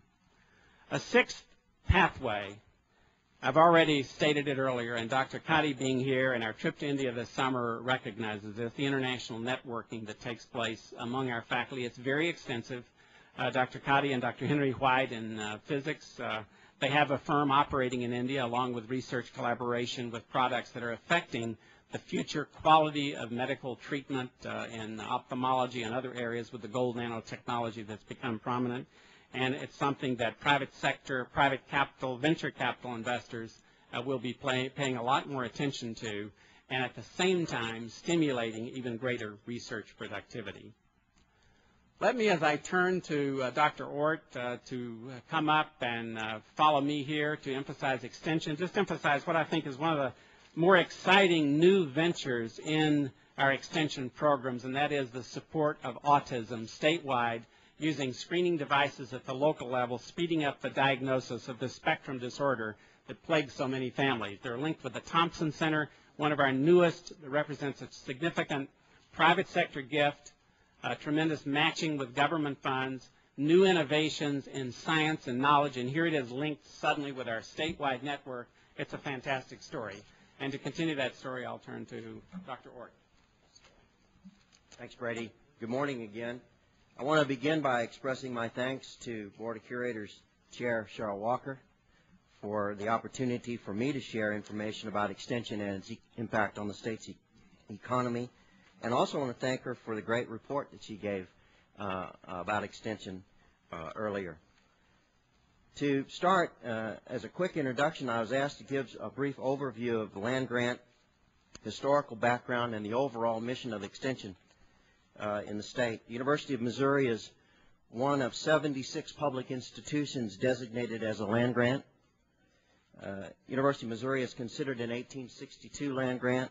The passage of the Land Grant Act, or the Morrill Act, in 1862 provided for parcels of land to be sold, and the proceeds of that sale used to create institutions for, as the Act stated, practical and liberal education for the working class.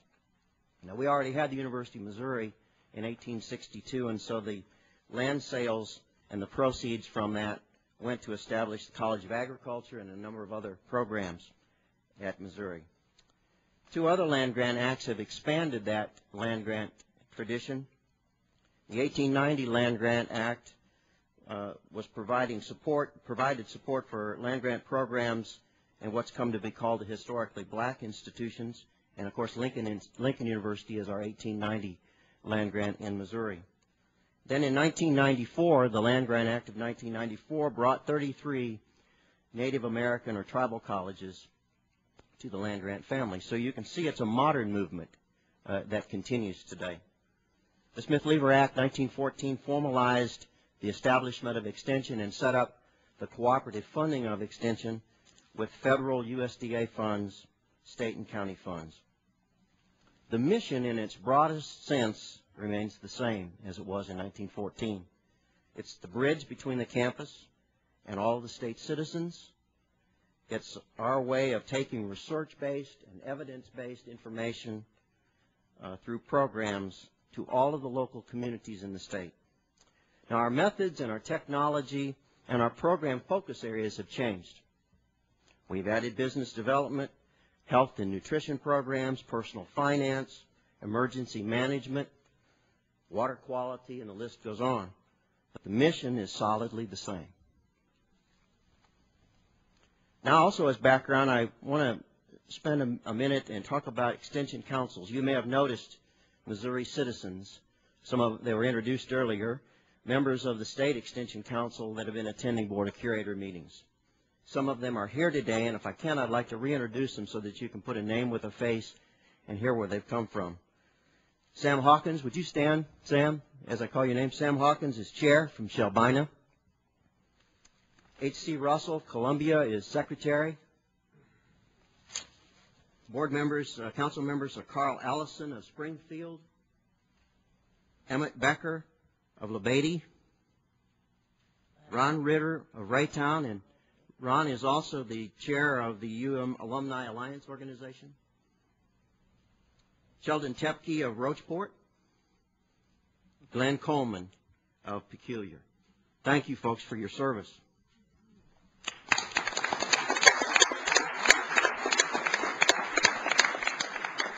These council members are elected and appointed government officials as designated by state statutes in the state of Missouri and serve in all 114 counties in our state, where we also have faculty and staff located. And from the 114 councils, members are elected into 8 regional councils, and from the 8 regions, we have the state council that I've just introduced. Extension council members total 2,200 in all, and they provide structure for grassroots extension program development and provide a bridge between the university and the local communities. And in this role, council members provide support and advocacy for extension programs statewide. Now, the University of Missouri has a four-part mission, and it includes teaching, research, service, and economic development, and Extension participates in all of those parts.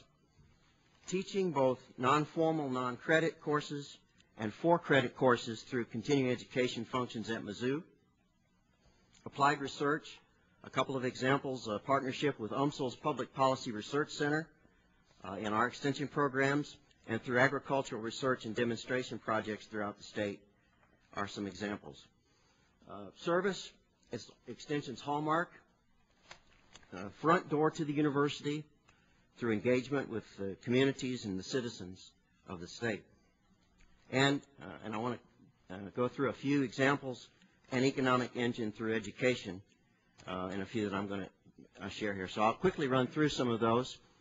These numbers are exactly the numbers that Curator Walker mentioned in terms of new financing through our Extension Small Business Development Centers that are administered through Missouri Extension, and sales and jobs and government contracts. One thing I guess I would add is that another example, and that's Aegis Business Solutions in Kansas City, Missouri, is a disabled veteran-owned business that through Extension Business Development's program called MOPTEC, Missouri Procurement Technical Assistance Center, was able to get a General Services Administration federal grant, and the results of their first year of having that grant is $8 million in new sales to government customers.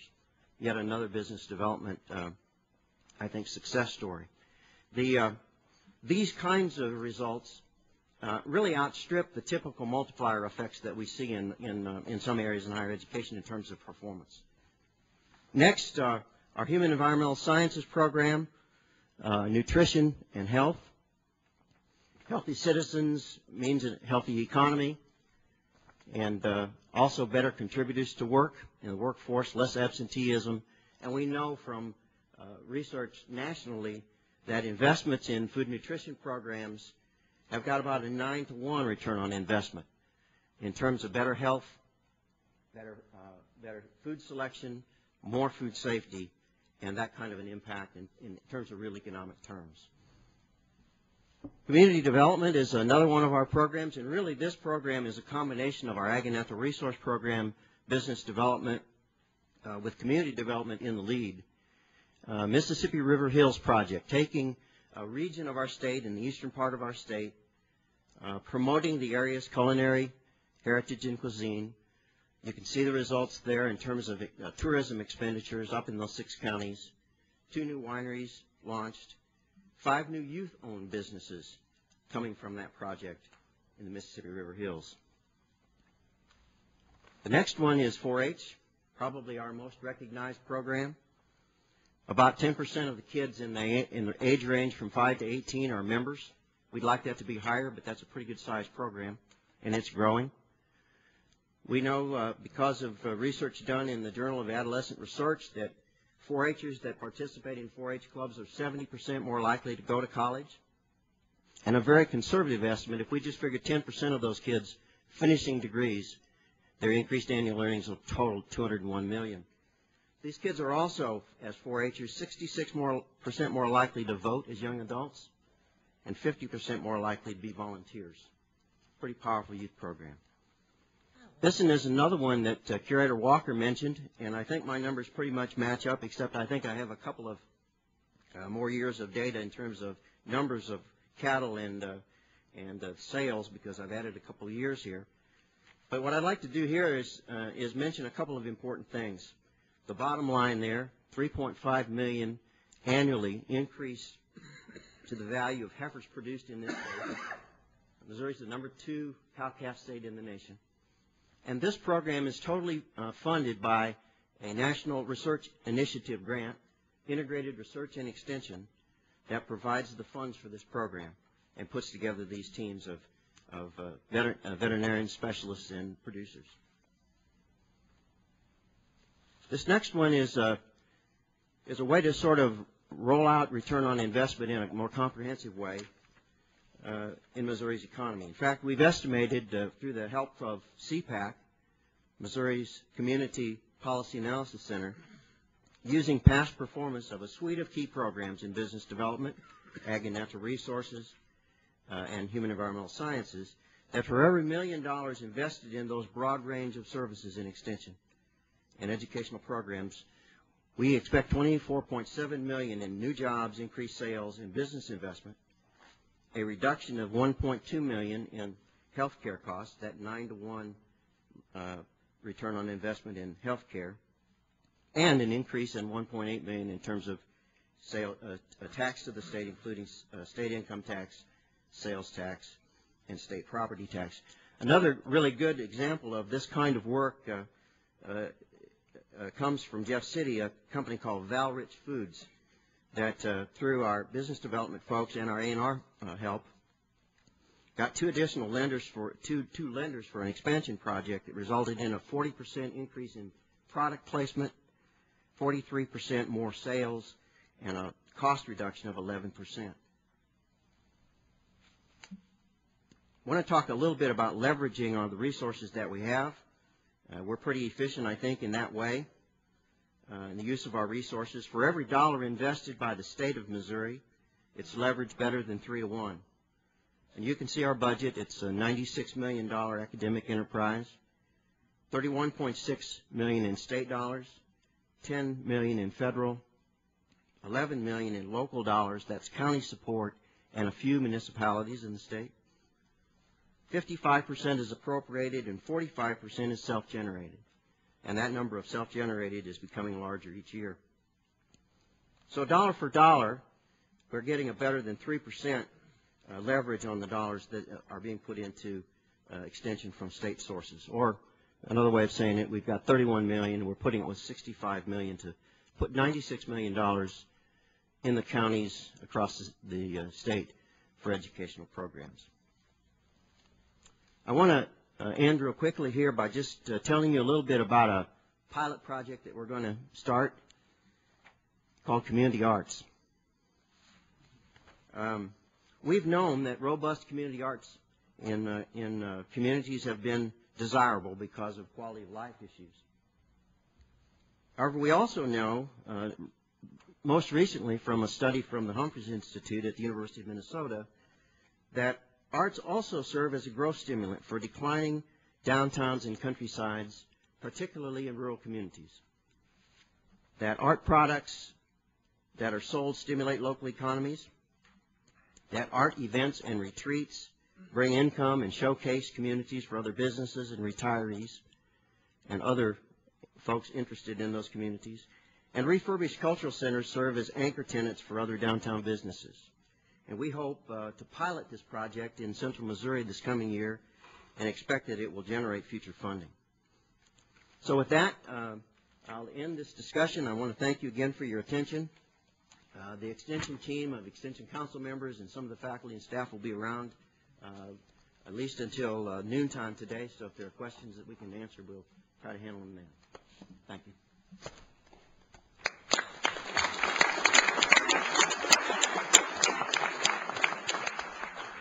Thank you very much. I thank everyone for your reports this morning. They were quite interesting and continue to learn many, many new things. It's a never-ending process, and I appreciate everything that you've done, and particularly today, Chancellor Deaton, on your economic development report. It was really great, and extension as well. We certainly appreciate you spending your time with us.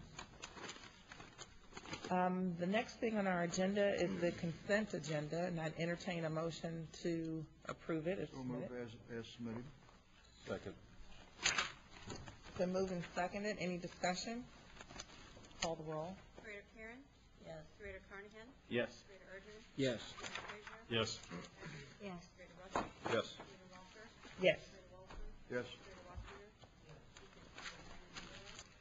Next, we're going to move, for the most part, through our committee meetings, and for people who were not able to be here with us today, I just want to let you know that in many instances, most of the agendas of these committees were worked through yesterday, so don't be deceived by the brevity of the reports that are given, because we spent a significant amount of time yesterday going over many of these issues. In fact, in a couple of cases, we didn't get to them, so we will be discussing them this morning. So with that, I turn it over to Curator Judith Haggard for the Academic and Student Affairs Report. Thank you. The Academic and Student Affairs Committee had 2 information items on the agenda: community engagement and academic course development. We began the discussion with 2 presentations exemplifying community engagement at the University of Missouri. First, we had a 4-panel member group that made up of 2 faculty and 2 students representing the 4 campuses, providing highlights of academic service learning. Each panelist shared their experiences, their benefits, and the lessons learned. As another example of community engagement, we had Interim Dean Rose Porter, who made a brief presentation on Tiger Place, an active retirement community development by AmeriCare in affiliation with the MU Sinclair School of Nursing. Tiger Place provides an intimate 33-unit, maintenance-free community just minutes from campus. We concluded our committee meeting with an update of the academic course development process presented by Interim Vice President Steve Graham. The course review process highlighted the approval process for new courses and the course life cycle, including the use of the course depository. An update of the number of courses added, places in the depository, and discontinued was reported. There was one action item provided on today's consent agenda, and that is an amendment to the collected rules and regulations on diplomas and certificates. And that concludes our summary report. Thank you. With that, I turn over to Curator Doug Russell for Finance and Audit. Madam Chair, we had 4 information items, and the first that we took up was the internal audit report by Audrey Ketcher with PricewaterhouseCoopers. She reviewed the internal audits that were completed since June 2008 and then also reported on the follow-up audits. Along with that, the internal audit risk assessment was reported on, and a draft audit plan for 2009 through 2011 was also presented to the board. The third item was Healthcare report, and Jim Ross and Kevin Nikas presented the University of Missouri Healthcare results of operations as of August 31, 2008.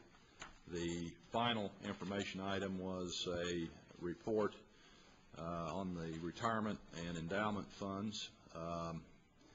There was information provided on the performance of those funds, and there was significant discussion by the board, and I think all members of the board were present, so we went back through that.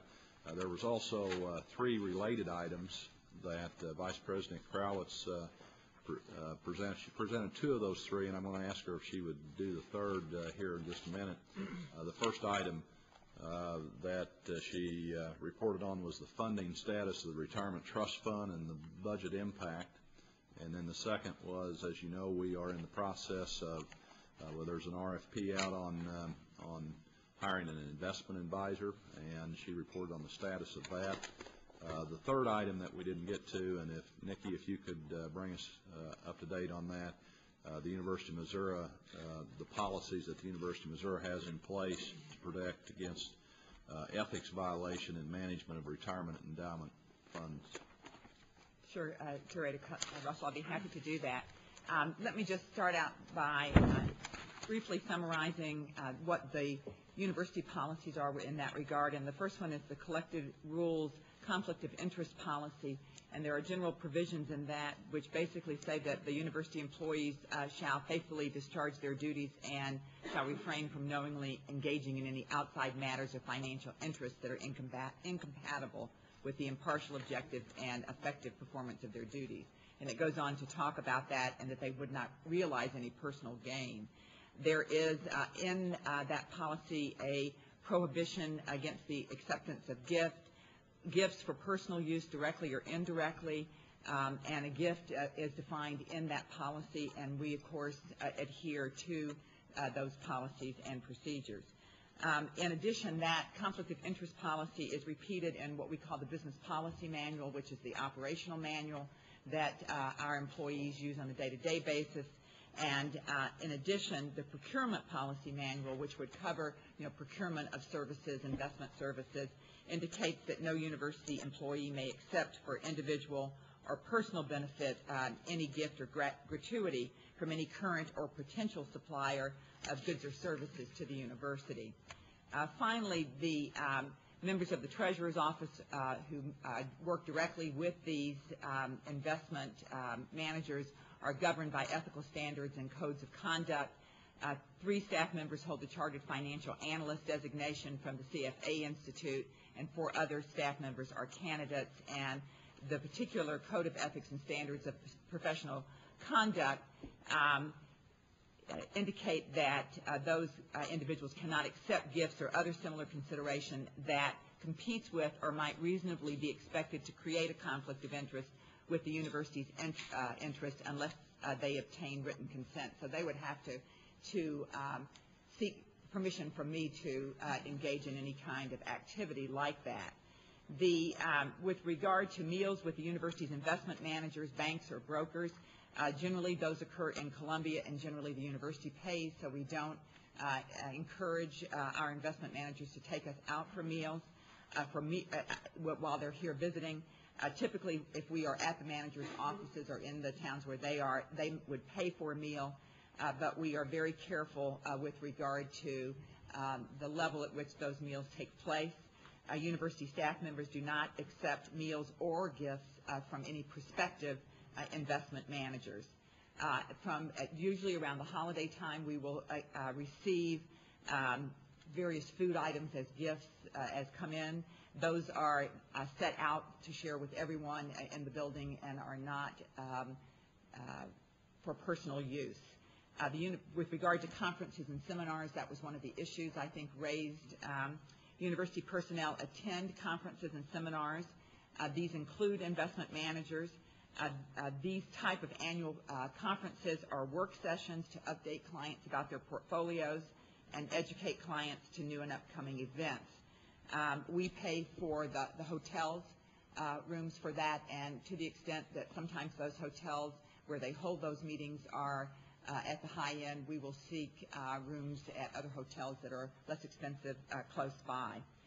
On an infrequent basis, authors are received for tickets to sporting and other events, and a supervisor would have to approve that before that could take place. So I feel pretty confident that we are not engaging in any activity that would be construed to be unethical or within a conflict of interest, put us in a conflict of interest situation. I have a question. Nikki? Yes, sir. I think you're doing a decent job on controlling that, but this is something that can be very embarrassing. It's been embarrassing to many schools. It's been embarrassing to many industries. And what I would suggest you do, and we've done this in some organizations I'm with, my company too, I don't think you should take any food. I don't think you should take anything like that. I think you should ask your vendors if you want to make a gift for a particular holiday or something like that, to make it to a charity, and send you a notification of that so that you can write them and the charity a thank you. And I think the more you do of that, the better off you're going to be, and you're going to eliminate an awful lot of problems. And it's just a perception maybe, but still it's going to do that. I would recommend that. Thank you. And I'd like to see maybe a plan put together. I like that idea. I'm very pleased to hear the extent to which the university and the financial staff have gone to comply with these. This has been an issue in the Kansas City Press recently, and I'm very comforted to know that we have such a stringent commitment to ethical enforcement, and I commend you and your staff for that. Is my understanding correct that with respect to travel expenses, that is to say that the expenses incurred in getting to such a conference and the hotel expenses, that we do not accept reimbursement of those expenses by fund managers or other fund manager prospects? That is correct. I think that's very good news, and I commend you for your adherence to all of that. Madam Chair, that concludes the report of the Finance and Audit Committee. Okay, thank you. That takes us to the Physical Facilities and Management Services. Curator Wadsworth. Madam Chairman, as you know, this was discussed yesterday the master plan for the Kansas City UMKC and also the Stanley Durwood Soccer Stadium and Recreation Field at UMKC. This was discussed in detail, and the committee recommended this be passed, and it was taken care of in the consent agenda. Other than that, I think that we have no other discussion today. Thank you. Now I'll turn it over to Curator David Wassinger for Resources and Planning. Thank you, Madam Chair. Yesterday we had a preliminary overview of some accountability measures and strategic planning that President Forsey and his officers and others are putting in place. I think he's going to elaborate on that now, and so I'm going to turn it over to President Forsey.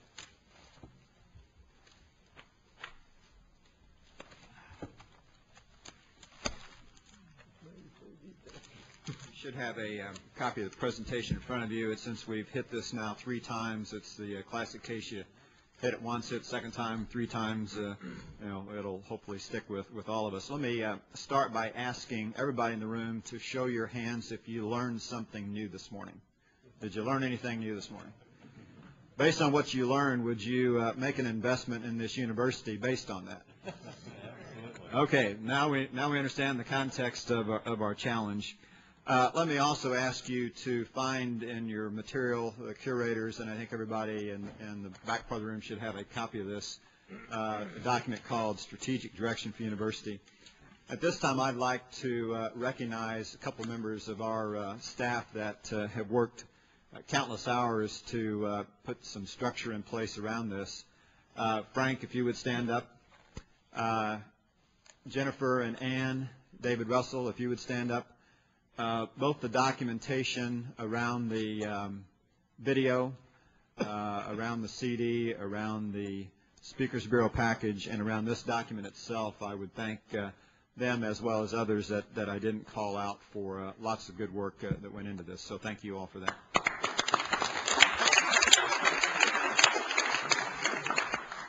So the first chart, and I'm going to go quickly because this is the third to pass through this.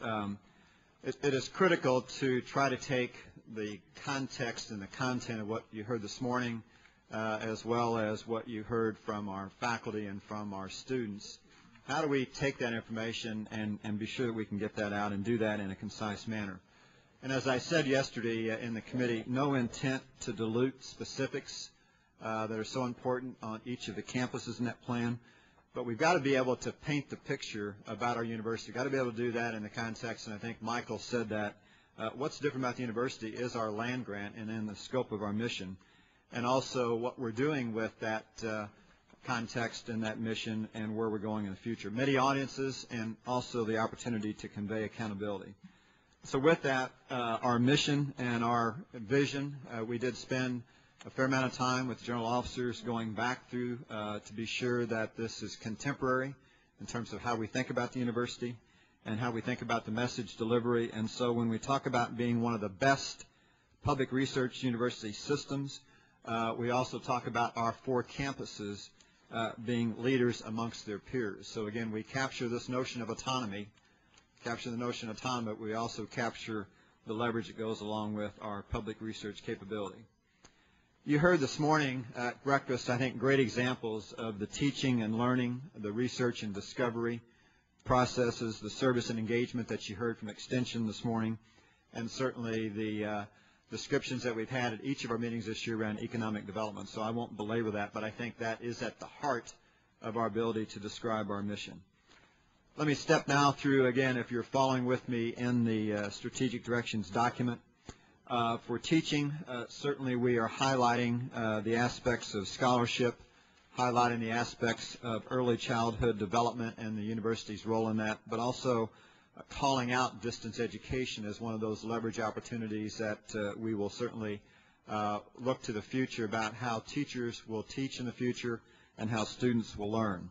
Managing enrollment growth, we've talked about record enrollment. We know that for the next couple of years we have an extraordinary bow wave coming through our system, but you also, if you picked up from the Chancellor Deaton's comments, that our senior class, as those roll off, we're going to be, again, increasing fairly dramatically on all 4 campuses. The size of our total student enrollment as a result of these large classes rolling through.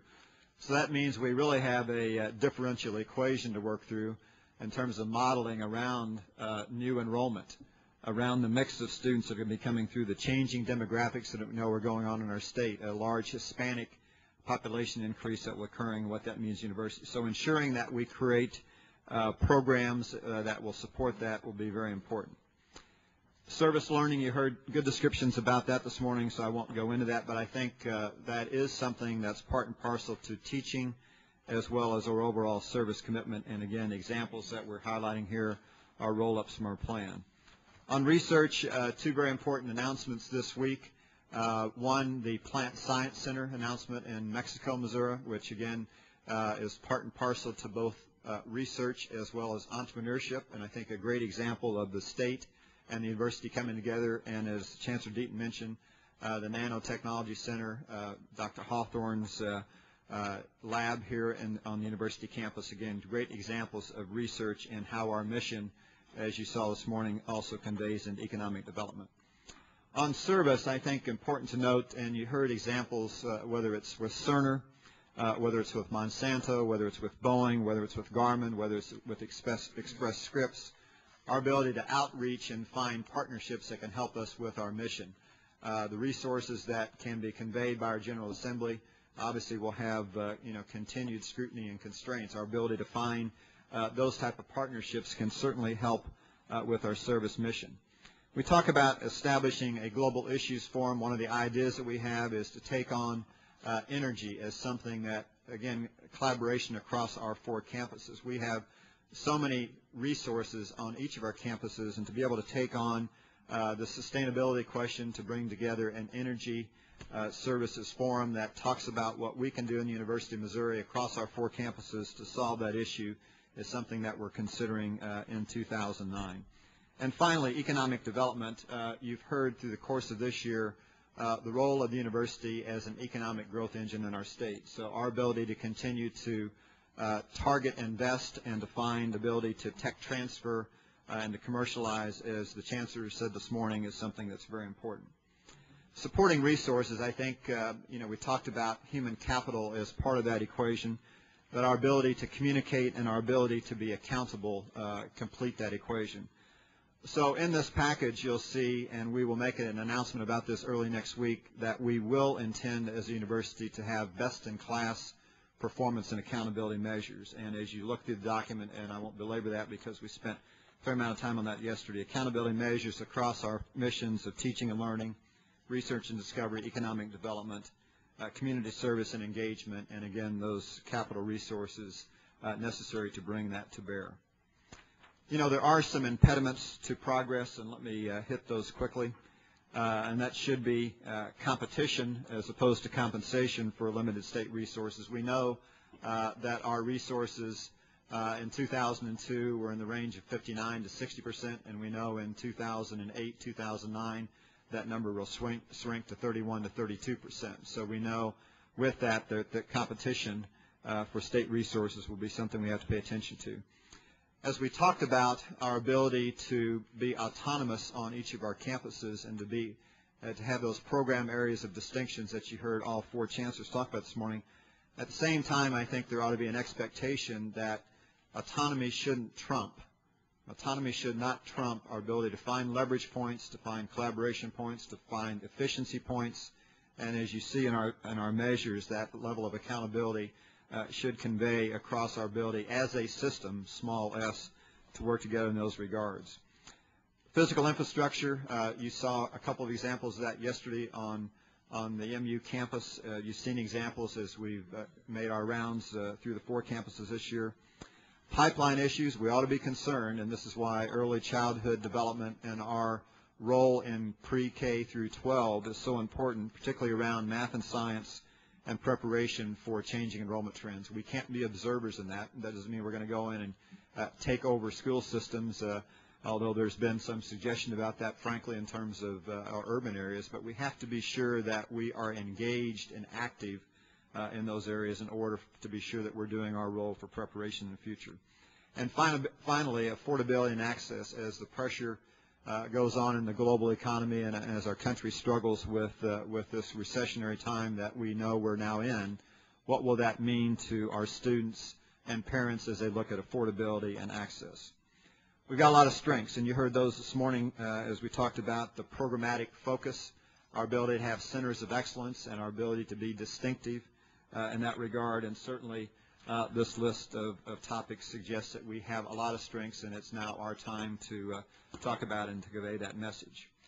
Opportunities that we have is to be sure that we're constantly looking for what can we do better, what can we do differently. We are looking very aggressively at different models for capital projects.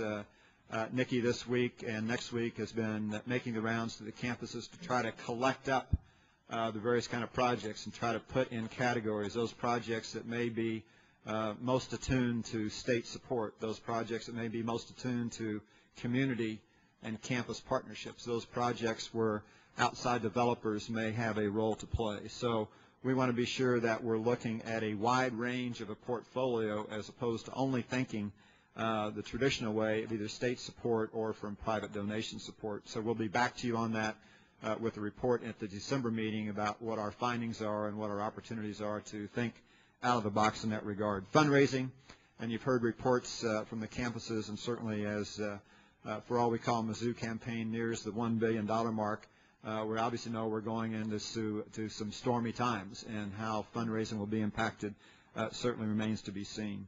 Accountability and performance measures, I think this will be a tool that we'll now have to say this is what we're going to produce with the resources that are being provided. We are and we have continued to ask the state to provide some targeted investments. The governor did that for us in the latter part of the summer.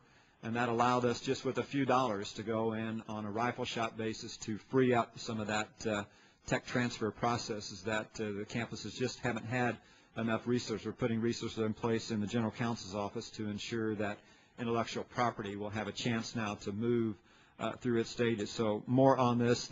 While this has been a theme of Chairman Walker's tenure this year as chair, this is not something that will drop off next year. It'll continue to be a key theme because of the important role this can play in our state.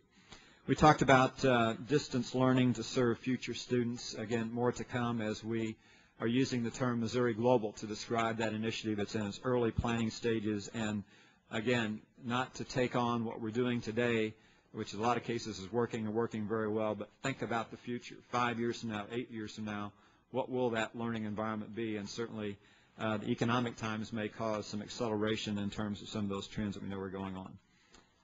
Policy issues we talked about, and ensuring that we take on the tough challenge of communication. And again, the material that you've seen this morning hopefully will serve us well as we do that. So again, 3 times in 2 days I know is a lot, but I want to be sure that, that you know that we view this as an important communication vehicle. We want to be sure that you know, as we talked about yesterday in the committee, that the planning doesn't go on the shelf. The planning is continuous, in our ability to now have a directions document to talk about and use as a part of our messaging we think is going to serve us well, particularly with the elections coming up and the General Assembly education process. Curator Wassing, that completes Thank you, my President report. Forsey. That would conclude the Resources and Planning Committee. And I will turn it back over to Chairwoman Walker. Thank you very much. The next item on our agenda is the good and welfare of the university component of our meeting. Does anyone have anything to add at this point? Yes. I should have added this when the extension person was here telling us all about extension, but I think it's interesting to note that in 1862, in Lincoln's second year of the presidency, when he got rid of the South, he was able to push through 3 historic bills. The Homestead Act, which provided 160 acres of free public land in the West to those who would live on it for 5 years. The Morrill Act, providing public lands to states for establishment of land-grant colleges. And the Pacific Railroad Act, which made the construction of the Transcontinental Railroad possible. They also created, in that year, the Legal Tender Act, which created paper money and known as greenbacks, and established the IRS in the Department of Treasury, leading to the first federal income tax. All that in 1862, and fighting the Civil War at the same time. Thank you for that history lesson. I appreciate it. Anyone else? Why, that's what I majored in. Madam Chairman, I would point out that the completion of the Transcontinental Railroad, several thousand miles, was actually the second Transcontinental Railroad built. The first was the Panama Canal Railroad, owned and operated by Kansas City Southern. It, by comparison, was only 47 miles. A less daunting engineering challenge. Thank you very much. With that, I would entertain a motion to adjourn the meeting, and before that, would remind everyone that we will reconvene executive session, but we will change our location, however, over to Clydesdale Hall to reconvene the curators meeting at that time. Second. Call the roll. Greta Karen, Yes. Greg Carnahan, Yes. Greta Erdman, Yes. Greta Frazier, Greta Haggard, One of the Greta conveners. Russell, Yes. Greta Walker, Greta Walter,